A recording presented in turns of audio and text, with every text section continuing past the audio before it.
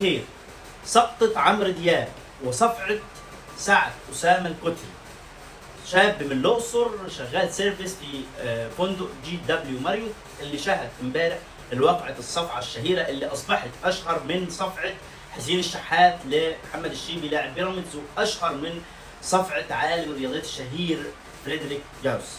هذه الصفعة أصبحت ترند وحديث السوشيال ميديا وجميع مواقع التواصل الاجتماعي. عمرو دياب سقط في بئر الهوان، صفعة على الوجه لأحد المعجبين لما حب ياخد صورة سيلفي معاه.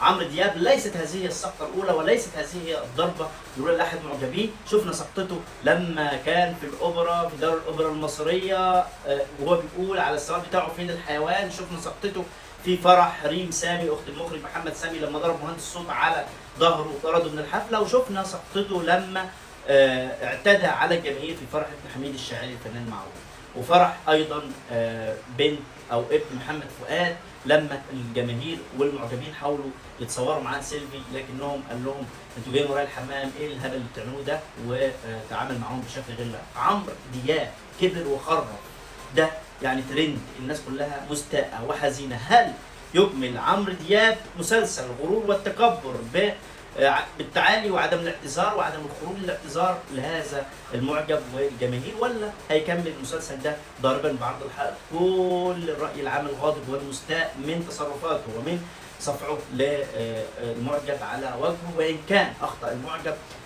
يعني الحاح في التصوير معاه، لأن عمرو دياب زيه زي آلاف غيره من النجوم والمشاهير اللي هم في الآخر أصلا يعني الجمهور هو اللي صنعهم.